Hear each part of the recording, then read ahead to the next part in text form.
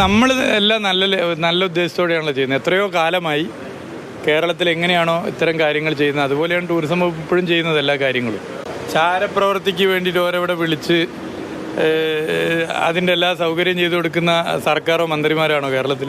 ഇത്തരം പ്രചരണം നടത്തുന്നവരോട് പറയാനുള്ളത് ഒരു തരത്തിലുള്ള ഭയവും ഇത്തരം പ്രചരണത്തിലില്ല. ജ്യോതി മൽഹോത്ര കേരളത്തിലെത്തിയത് സംസ്ഥാന ടൂറിസം പ്രൊമോഷന്റെ ഭാഗമായിട്ടായിരുന്നെന്ന് വ്യക്തമാക്കുന്ന രേഖ മാതൃഭൂമി ന്യൂസ് അടക്കം പുറത്തുവിട്ടതോടെ മന്ത്രി കഴിഞ്ഞ ദിവസം നടത്തിയ പ്രതികരണമാണിത്.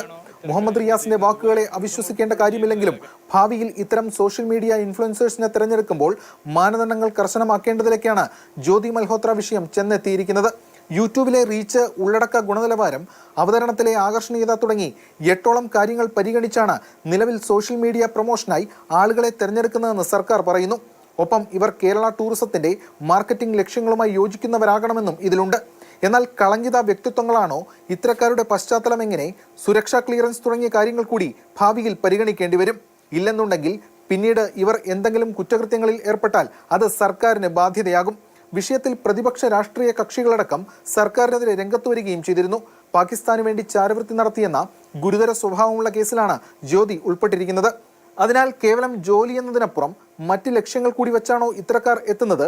നമ്മുടെ വിവരങ്ങൾ ചോർത്തുന്നുണ്ടോ എന്നതടക്കം ഗൗരവമായി കാണണം.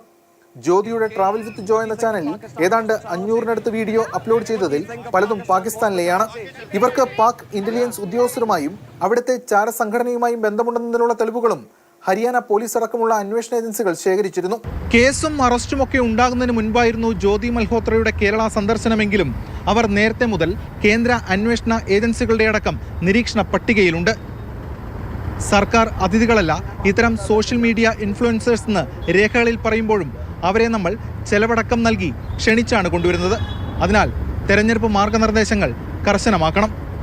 ഒപ്പം മറ്റ് സംസ്ഥാനങ്ങളിലെ അവരുടെ യാത്രാ വിവരങ്ങൾ കൂടി അറിയേണ്ടതുണ്ട്. ക്യാമറമാൻ ജോയ് സിയാറിനൊപ്പം എസ് രാഗിൻ, മാതൃഭൂമി ന്യൂസ്, കൊച്ചി.